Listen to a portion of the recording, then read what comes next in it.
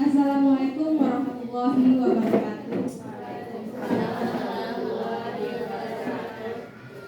Puji dan syukur marilah sama-sama kita ucapkan kepada Allah Subhanahu wa Ta'ala yang senantiasa melimpahkan rahmat dan karunia-Nya kepada kita bersama, sehingga pada hari ini kita bisa berkumpul di ruangan pertemuan kita ini dalam rangka berbagi pemahaman dan penerapan budaya positif.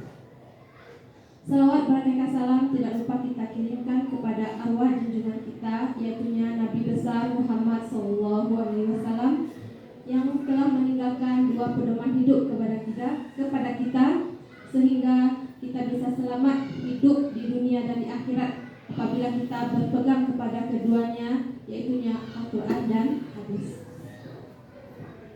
Terlebih dahulu saya mengucapkan terima kasih banyak kepada Bapak Ibu yang telah hadir di ruangan ini dalam kegiatan berbagi pemahaman dan penerapan budaya positif.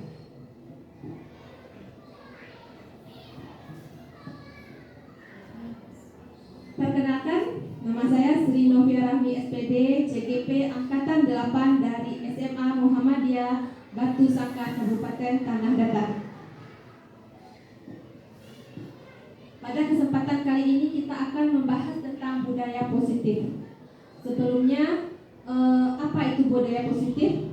Budaya positif di sekolah ialah nilai-nilai keyakinan dan kebiasaan-kebiasaan di sekolah yang berpihak pada murid agar murid dapat berkembang menjadi pribadi yang kritis, penuh hormat dan bertanggung jawab.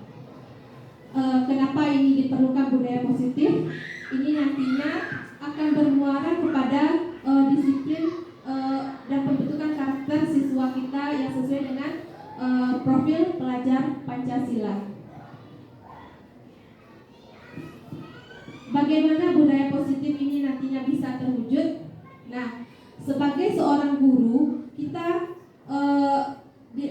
dituntut untuk memiliki kemampuan dalam mewujudkan budaya positif di sekolah.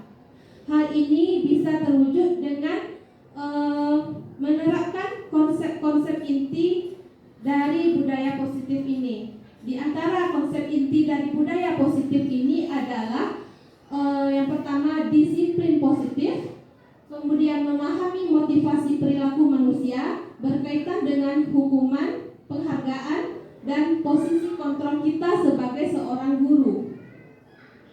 Kemudian ada yang namanya membuat keyakinan sekolah atau keyakinan kelas. Kemudian konsep selanjutnya adalah menerapkan segitiga restitusi dalam penyelesaian masalah. Nah, dalam pertemuan pada pagi hari ini kita akan kupas satu persatu dari masing-masing konsep inti dari penerapan budaya positif ini.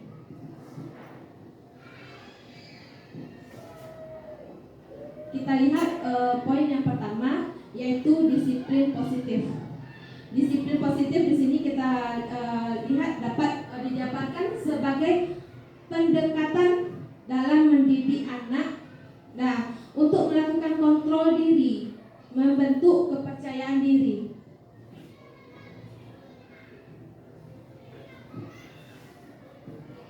Selanjutnya, disiplin positif ini merupakan cara menerapkan disiplin yang mengajarkan anak bertanggung jawab dan menumbuhkan kesadaran diri berdasarkan nilai-nilai kebajikan. Jadi yang dituntut di sini adalah kesadaran dalam diri anak itu secara pribadi yang nanti akan mengarah ke disiplin yang dapat mengontrol diri melakukan segala tindakan. Apabila anak itu sudah mempunyai kesadaran diri, anak akan bisa melakukan disiplin yang itu sudah merupakan keinginan dari dirinya, sehingga dapat membuat murid memahami dan menyadari berdasarkan motivasi internal, bukan akibat ujian, paksaan, atau hukuman. Jadi mungkin dalam keseharian kita sebagai guru, kita sudah berusaha menyampaikan peraturan kepada anak-anak kita sebagaimana untuk disiplin. Kita mungkin mengapresiasi bagi siswa kita yang bagus, atau kita memberikan hukuman kepada anak-anak kita yang kita tetapkan. Tapi ternyata hal tersebut harus dimulai dari dalam diri anak kita. Mungkin kita akan bisa memahaminya setelah dilihat penjabaran kita yang selanjutnya. Nah, sesuai yang disampaikan tadi, hal ini berkaitan dengan motivasi perilaku manusia, yaitu hal apa yang mendasari seseorang itu melakukan suatu tindakan. Kita melakukan suatu aktivitas tersebut tentu mempunyai alasan, faktor apa yang mendukung kita atau yang menyebabkan kita melakukan suatu hal. Dan begitu juga dengan anak kita, ketika dia mungkin melakukan suatu hal yang tidak kita senangi, mungkin atau siswa kita misalnya tidak mengerjakan tugas, atau dia tidur di kelas, atau selalu datang terlambat, kita harus mengetahui terlebih dahulu motivasi apa yang menyebabkan anak tersebut berlaku demikian. Dan hal ini dipengaruhi oleh kebutuhan dasar manusia, dan adalah sebagai segala sesuatu yang kita lakukan untuk mendapatkan apa yang kita inginkan. Seluruh tindakan yang kita lakukan memiliki tujuan tertentu, dan semua usaha terbaik yang kita lakukan adalah dalam rangka untuk memenuhi kebutuhan dasar kita. Nah, memenuhi kebutuhan dasar kita itu yang baik, yang menurut yang apa yang kita inginkan. Jadi ada beberapa kebutuhan dasar dari manusia. Di antaranya adalah kebutuhan bertahan hidup. Kebutuhan bertahan hidup itu kita peroleh dari makanan, pakaian, tempat tinggal, keamanan dan kesehatan. Nah, apabila ini terpenuhi, mungkin tidak akan timbul permasalahan dalam diri seseorang. Namun apabila salah satu dari hal tersebut ada yang tidak terpenuhi, nah itu mungkin nanti akan menjadi suatu permasalahan dan menimbulkan suatu tindakan tertentu yang dilakukan. Misalnya dari siswa kita yang mengharuskan dia secara pribadi memenuhi kebutuhan hidupnya sendiri. Dia yang mencari nafkah, dia yang bekerja untuk membiayai hidupnya. Nah, mungkin itu nanti akan berpengaruh terkendala pula ke pembelajarannya. Jadi ini salah satu kebutuhan dasar manusia. Kemudian ada rasa sayang dan kasih sayang dan rasa diterima. Nah, ini rasa diterima, dipedulikan, kemudian berbagi, kerjasama, kemudian menjadi bagian dalam kelompok. Nah, hal ini juga mempengaruhi tindakan seseorang. Mungkin kita juga bisa melihat ketika seseorang tidak merasa dihargai, nah mungkin dia akan bertingkah laku mungkin juga cuek dengan orang lain. Tetapi ketika seseorang itu merasa dia itu bisa menjadi bagian dalam kelompok, mungkin akan timbul sesuatu semangat dalam kehidupan seorang anak misalnya. Kemudian ketika ada seseorang merasa tidak diterima di lingkungan tertentu, nah mungkin ketika siswa mungkin di sekolah merasa tidak diterima dalam lingkungan itu, mungkin dia tidak akan nyaman berada di kelas dia. Selanjutnya itu penguasaan. Ternyata penguasaan ini juga termasuk ke dalam salah satu kebutuhan dasar manusia, yaitu adalah harga diri, keinginan untuk dianggap memimpin, berprestasi, diakui dan didengar. Nah, mungkin kita merasa itu bukan kebutuhan dasar. Mungkin itu kita hanya menganggap itu hanya beberapa orang yang terobsesi yang ingin dihargai. Ternyata memang secara pribadi manusia itu mempunyai kebutuhan dasar yang demikian. Kebutuhan dasar yang keempat adalah kebebasan, yaitu merasa mandiri, memiliki pilihan, mencoba hal baru, kemudian mampu mengendalikan arah dirinya.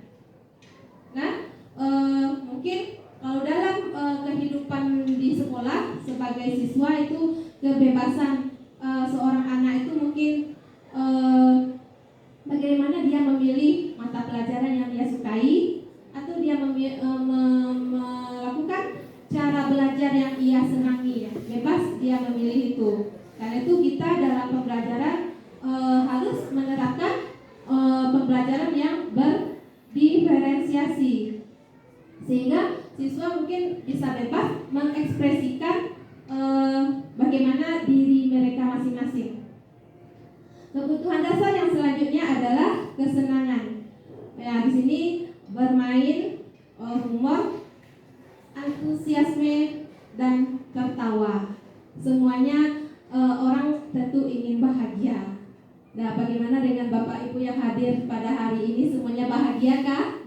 Bahagia. Alhamdulillahirabbil alamin. Nah, karena kalau tidak bahagia, mungkin kita bisa merasakan apapun yang kita lakukan mungkin tidak akan berhasil dengan baik. Tidak berhasil dengan baik.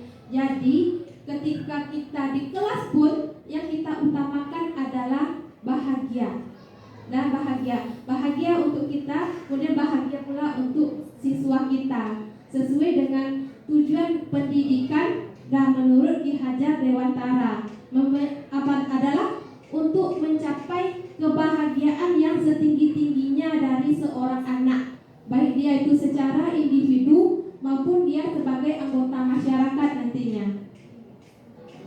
Kita lanjutkan ke pembahasan yang selanjutnya.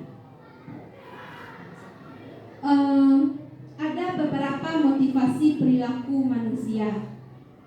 Nah, itu tadi berdasarkan kebutuhan dasar manusia tadi. Hal tersebut mempengaruhi motivasi perilaku manusia itu. Nah, motivasi perilaku tersebut terbagi ke dalam dua kelompok, yaitu motivasi eksternal dan motivasi internal. Seperti yang bisa dilihat di slide kita, motivasi eksternal berarti motivasi yang berasal dari luar diri seseorang. Apa itu yang eksternal? Yang pertama, untuk menghindari ketidaknyamanan atau hukuman. Nah, kemudian eksternal selanjutnya adalah untuk mendapatkan imbalan atau penghargaan dari orang lain. Nah, ternyata selama ini kita melakukan misalnya penghargaan bagi siswa kita yang mendapat peringkat. Ternyata hal yang demikian belum bisa memotivasi perilaku manusia untuk untuk mendukung budaya positif itu. Karena yang dituntut dalam budaya positif ini, motivasi dalam diri seseorang itu adalah motivasi internal yang berasal dari dalam diri seseorang yang untuk menjadi orang yang mereka inginkan dan menghargai diri sendiri dengan nilai-nilai yang mereka percayai. Jadi apabila seseorang itu sudah mempunyai motivasi internal, dia sudah menghargai dirinya sendiri dan ingin dirinya itu dihargai oleh orang lain, sehingga dia akan bisa berperilaku yang positif. Positif itu bukan didorong oleh rasa ketakutan atau untuk menghindari ketidaknyamanan atau hukuman.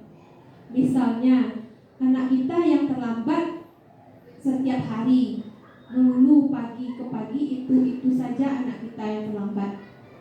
Berarti motivasi internalnya itu belum terbentuk, belum ada kesadaran dari dalam dirinya itu untuk menghargai dirinya sendiri. Atau dia itu untuk besok harinya tidak terlambat karena apa? Untuk mengurangi rasa tidak nyamannya. Kalau dia terlambat tentu ada proses yang kita lakukan. Mungkin hanya untuk menghindari rasa tidak nyamannya dan untuk menghindari hukuman. Berarti setelah hari ini dia berlaku baik misalnya, tapi hanya untuk menghindari hukuman, berarti itu masih belum berperilaku positif. Dan untuk selanjutnya masih ada kemungkinan dari anak ini untuk mengulangi tindakan yang sama. Atau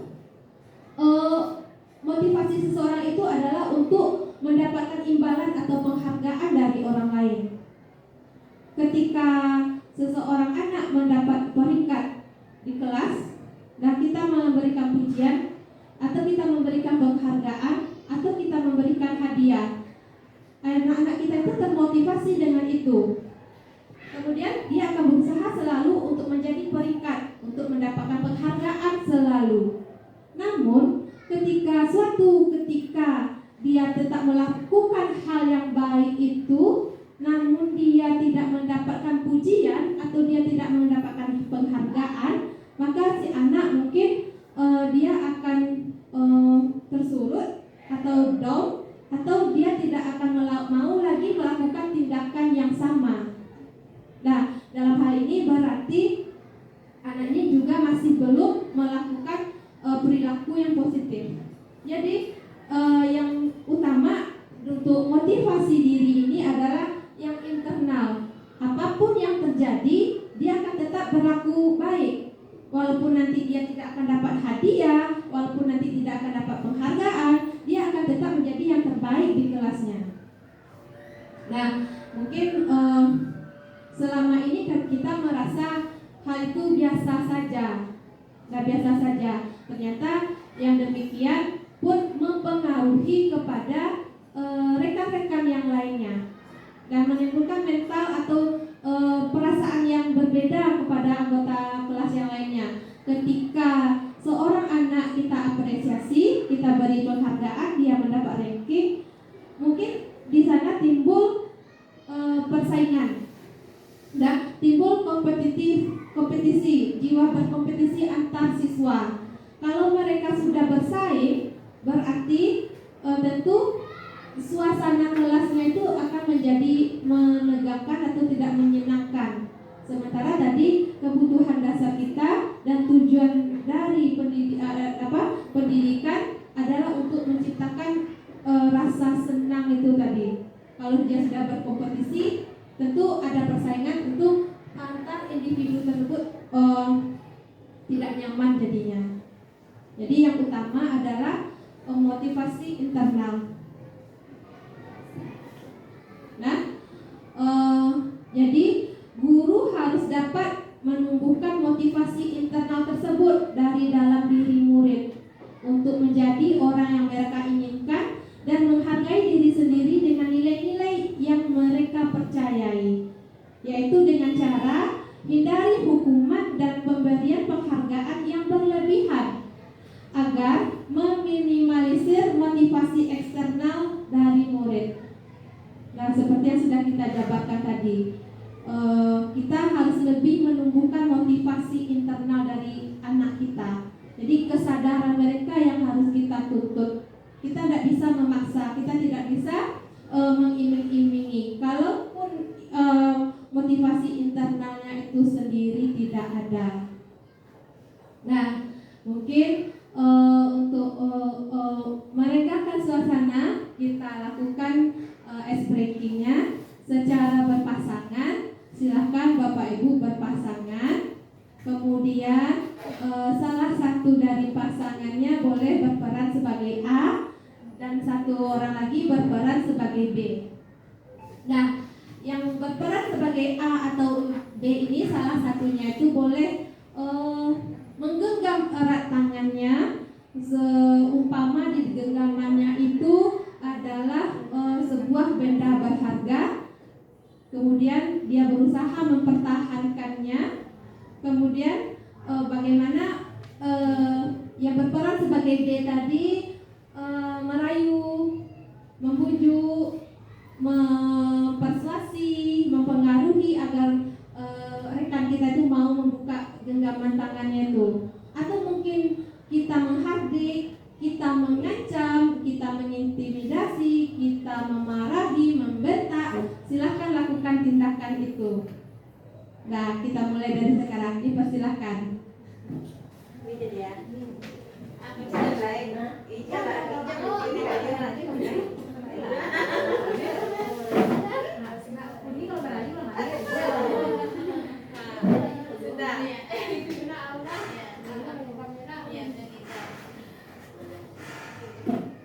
Sudah selesai Bapak dan Ibu.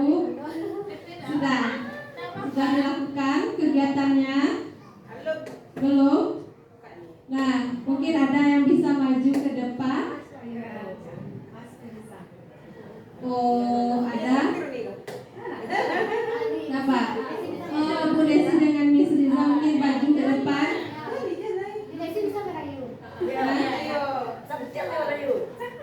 Nah, tadi siapa? Ayo, dengan Bunda.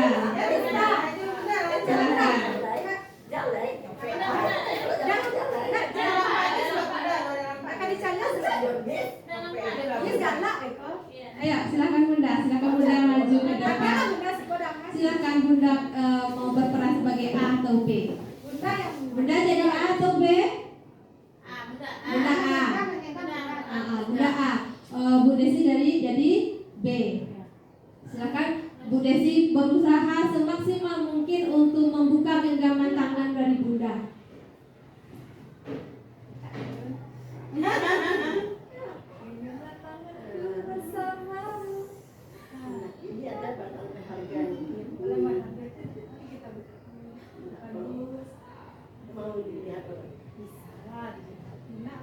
Tersimpan rahasia kalau Bunda menyimpan sendiri, Bunda stres, Bunda jadi berpikir sendiri, bagus tuh bagi. Ini kan rahasia tuh kalau disimpan sendiri sakit di sini. Nah, jadi Bunda bersedia atau tidak membuka genggaman tangannya? Tidak. Cukup saya aja yang mengetahui. Silakan kita mungkin menghadap ke depan. Nah, kamera. Nah, Bu Desi berhasil tidak membuka genggaman tangan dari Bunda? Nanti berhasil.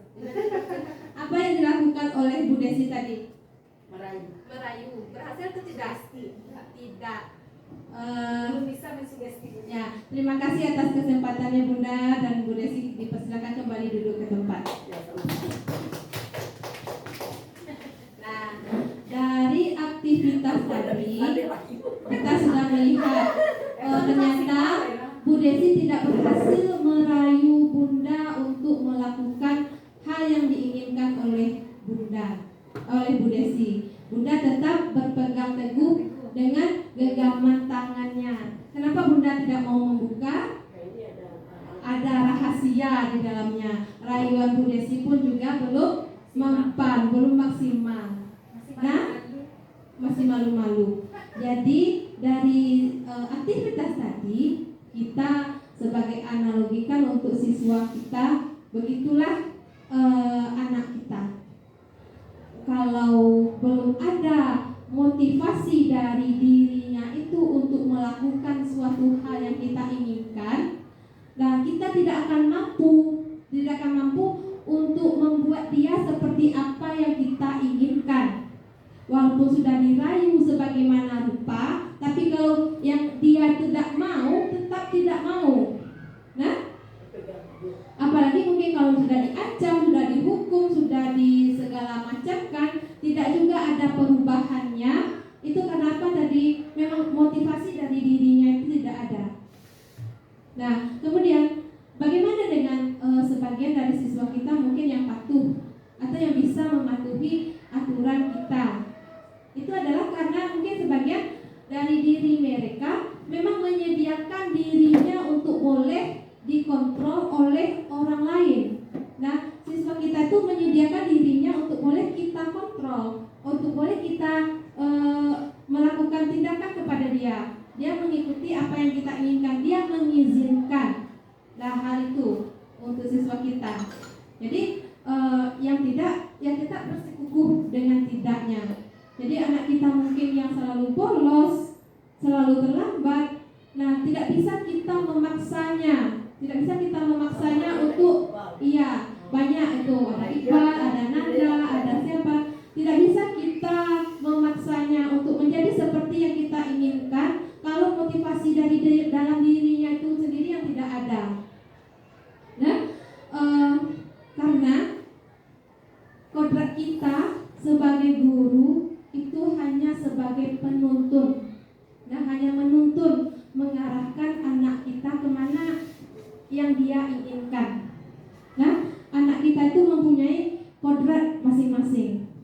Ya, ada kodrat alamnya, ada kodrat zamannya. Kodrat alamnya itu ya memang ada yang dia bawa dari dirinya itu dari lahir. Seperti apa dia? Kodrat alamnya itu adalah pengaruh-pengaruh yang ada di lingkungan. Zamannya sekarang anak kita zaman teknologi, zaman yang seperti apa? Mungkin berbeda dengan zaman kita di masa dahulu. Mungkin yang tidak banyak pengaruh lingkungan. Jadi tugas kita itu adalah menuntun. Kalau menurut Ki Hajar Dewantara, dia mengibaratkan seorang guru itu adalah sebagai seorang petani yang menanam padi. Nah, kita hanya menanam, kita memilih bibit yang bagus, kita melihat bibit itu, kita memilih lahan yang bagus, bagaimana pupuknya, bagaimana airnya, bagaimana kita menyianginya, menjaganya dari hama sampai dia tumbuh dengan baik. Kita hanya bisa menuntunnya demikian. Kita tidak bisa berharap padi yang kita tanam ini tumbuh berubah menjadi jagung. Nah, kita hanya menuntunnya. Jadi kita tidak bisa memaksakan. Kita hanya menuntunkan apa yang ada pada diri anak kita. Kita tuntun ke arah yang lebih baik. Kita tidak bisa memaksa itu tadi. Jadi selama ini kita mungkin ada yang miskonsepsi tentang teori kontrol. Nah, kita sebagai guru ada posisi kontrol kita. Mungkin yang kita pahami seperti ilustrasi di depan ini, yang kita pahami selama ini adalah bahwa guru mengontrol murid. Memang demikian. Kemudian bahwasanya orang dewasa berhak memaksa. Kemudian bahwa kritik kemudian membuat rasa bersalah itu mampu menguatkan karakter. Setelah itu bahwa semua penguatan positif, efektif dan bermanfaat. Seperti yang sudah kita bahas sebelumnya, kita merasa dengan apresiasi, dengan pujian, dengan penghargaan, dengan hadiah, kita itu sudah membentuk sikap kita rasa. Kemudian ternyata ini adalah posisi yang selama ini belum tepat. Posisi kontrol kita belum tepat. Jadi apa posisi kontrol kita sebagai guru? Nah, ada 5 posisi kontrol kita sebagai guru. Nah, posisi yang pertama adalah penghukum. Posisi kedua adalah pembuat rasa bersalah. Kemudian posisi yang ketiga adalah sebagai teman. Posisi yang kelima sebagai pemantau. Posisi yang keenam itu sebagai manajer. Dan dari kelima posisi kontrol ini, mungkin kita sudah sering melakukan tindakan penghukuman kepada anak kita. Ternyata penghukuman ini pun kita pilih itu sebagai alternatif terakhir ketika kontrol kita itu tidak bisa lagi mempengaruhi sikap anak kita, tidak tidak memberikan pengaruh perubahan ke arah yang baik. Kita baru melakukan penghukuman. Yang selama ini mungkin kamu terlambat, kamu bersihkan ini dulu, kamu pel ini dulu, kamu kerjakan ini dulu. Kita langsung seperti itu. Ciri-cirinya mungkin kita berbicara dengan nada marah, nada tinggi, suara yang keras, kemudian ada emosi di dalamnya. Begitu juga dengan pembuat rasa bersalah. Pembuat rasa bersalah di sini maksudnya kita berbicara dengan nadanya baik saja. Kita tidak membentak, kita tidak menghardik, kita tidak memarahi anak. Cuman misalnya ketika saya menerapkan pelajaran misalnya di depan kelas, kemudian ditanya salah seorang siswa, misalnya Nanda, paham kamu Nanda? Tidak. Kemudian ibu saya berujar seperti ini, ibu sudah susah payah menjelaskannya, tapi kamu masih belum juga mengerti. Nah, itu akan menimbulkan rasa bersalah kepada anak. Atau sudah sering ibu nasihati, namun kamu tidak juga berubah. Cobalah ubah sikap kamu itu demi ibu, ibu sudah berusaha untuk kamu menjadi yang baik. Nah, ternyata hal tersebut akan menimbulkan kesan-kesan yang tidak baik pada anak kita. Nah, dari 5 posisi kontrol ini yang pas itu adalah posisi manajer.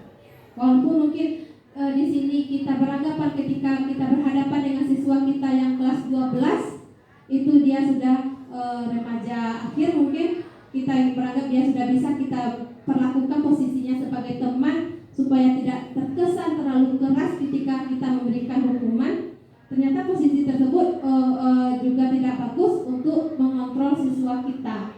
Kita kan sering itu sambil bercanda, dengan tertawa, dengan friendly istilahnya Miss ya, dengan bersahabat dengan teman kita.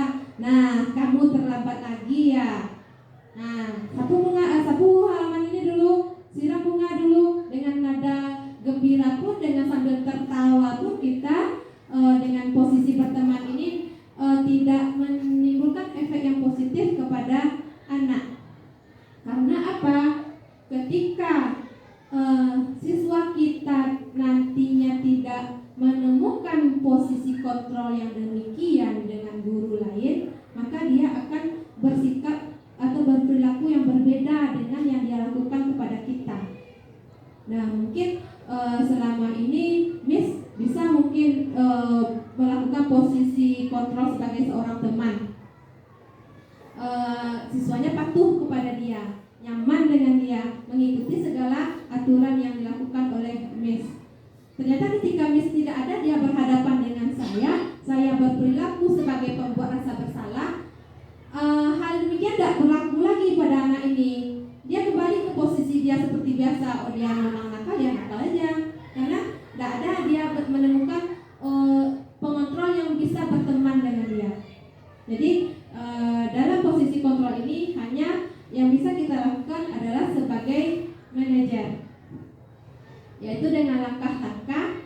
Sebagai manajer, guru berbuat sesuatu bersama murid, mempersilahkan murid mempertanggungjawabkan perilakunya dan mendukung murid agar dapat menemukan solusi atas permasalahan sendiri.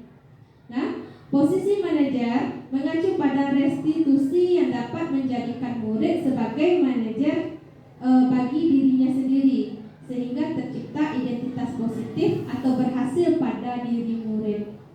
Nah, hal ini tadi sudah mulai dicobakan ketika Iqbal tadi terlambat.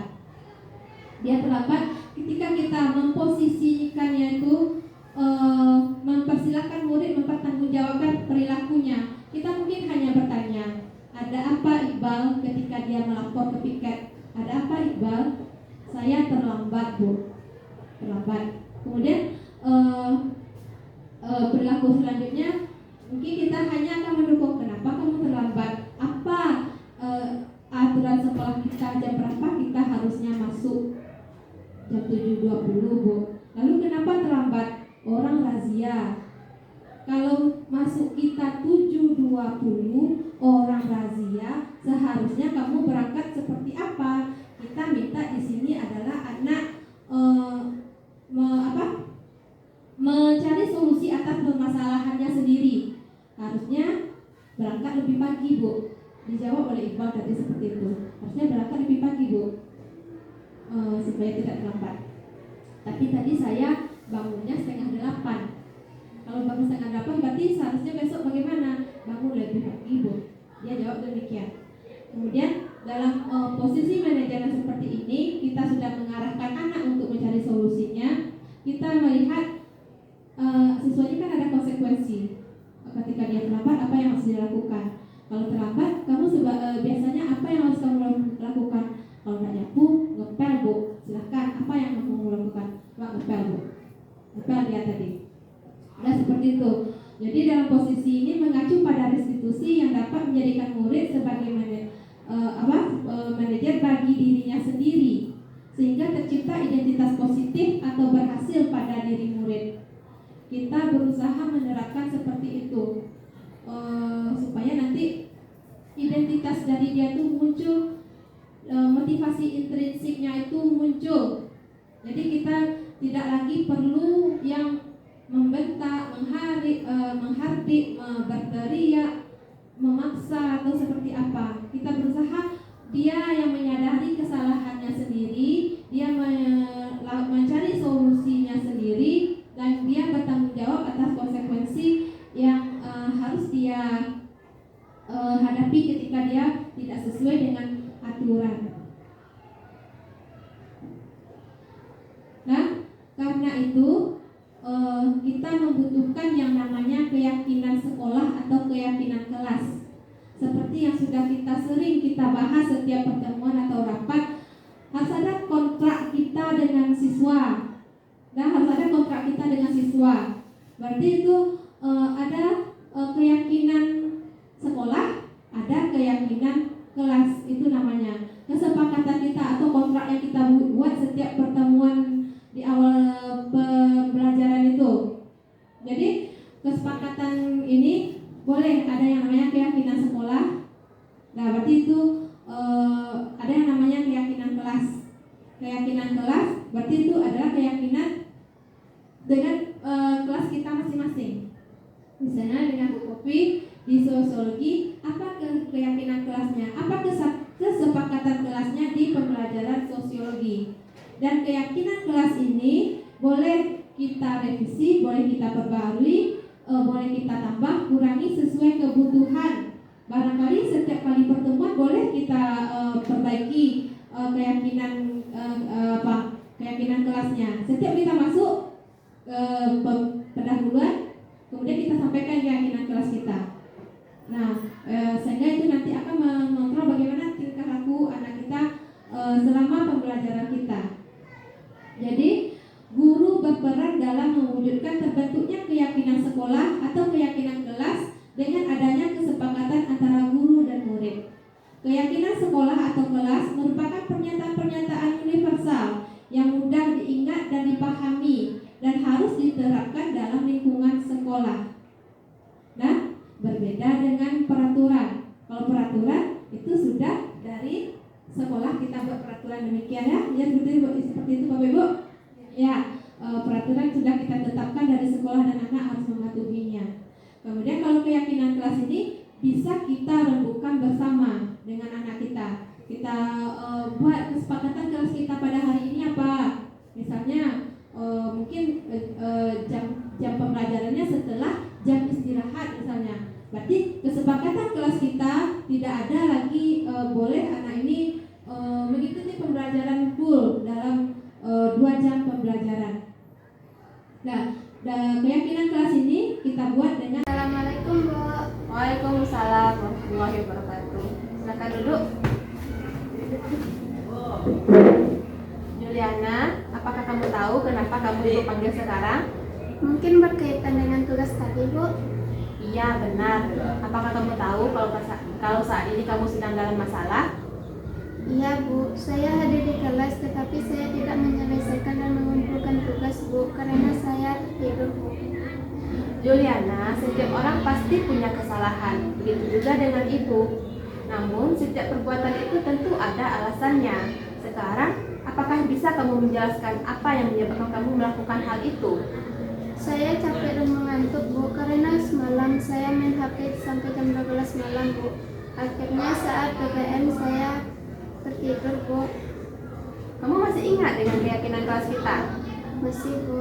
Kalau masih ingat, kira-kira tindakan kamu itu sudah sesuai dengan keyakinan kelas kita atau belum? Belum Bu. Keyakinan kelas mana? Selalu bertanggung jawab Bu. Nah, ternyata kamu tahu. Lalu, apakah kamu punya solusi untuk masalah ini? Iya Bu, pertama-tama saya meminta maaf Bu karena tidak mengerjakan tugas. Dan yang kedua, saya tidak akan tidur terlalu malam lagi Bu. Dan yang ketiga, saya akan membuat tugas bahasa Indonesia dan akan mengumpulkannya besok Bu. Baiklah, Ibu apresiasi untuk sikap tanggung jawabmu. Dan sekarang kamu boleh kembali ke kelas. Terima kasih Bu. Iya. Assalamualaikum. Waalaikumsalam.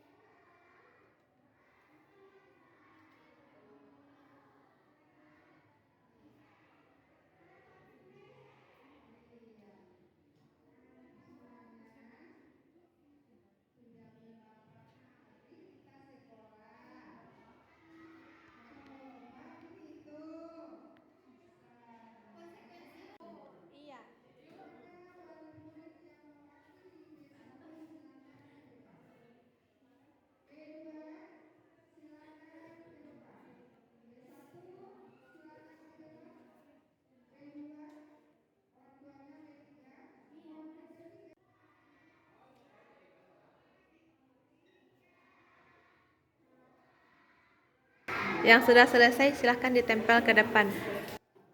Silahkan tempel Milan.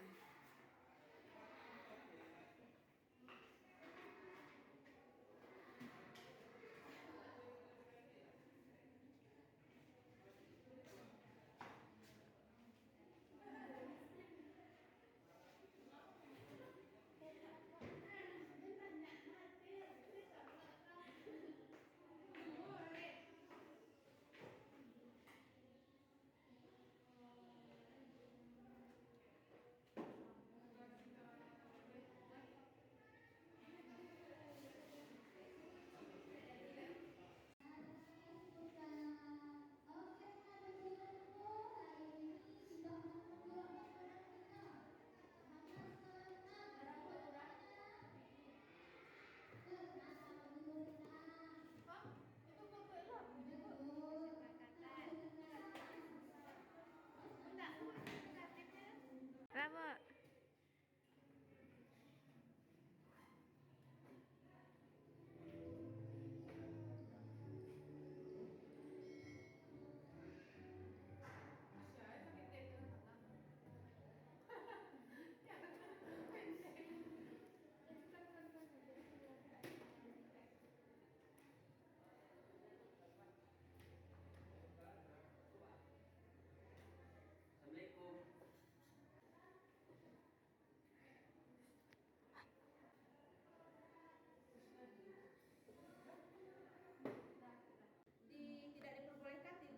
Ketika guru sudah menjelaskan, siswa tidak boleh telat masuk, diganti dengan datang tepat waktu. Ini ibu terima ini.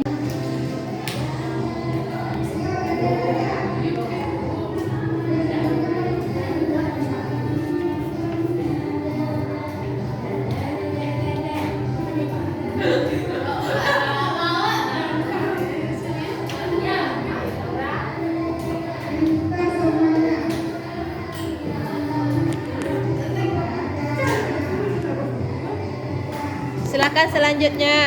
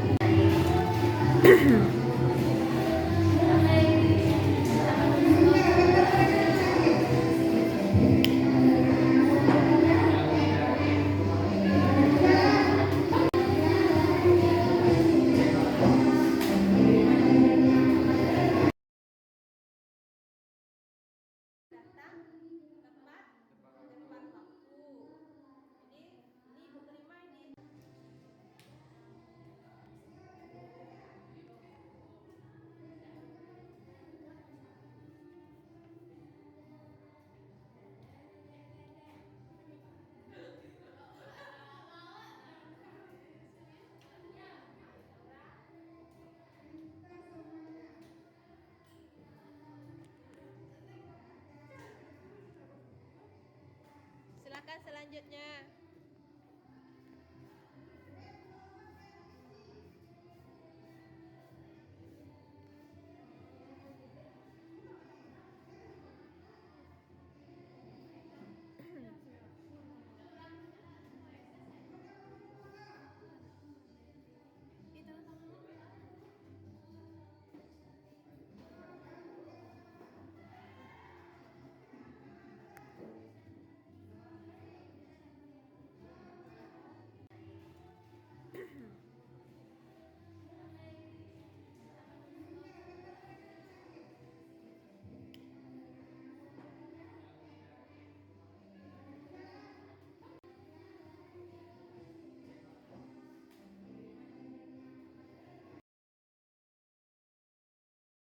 Dari dirinya sendiri.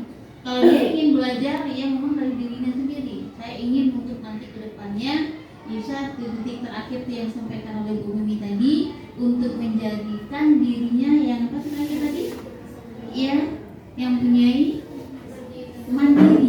yang mandiri, yang kemandiriannya yang dia punya.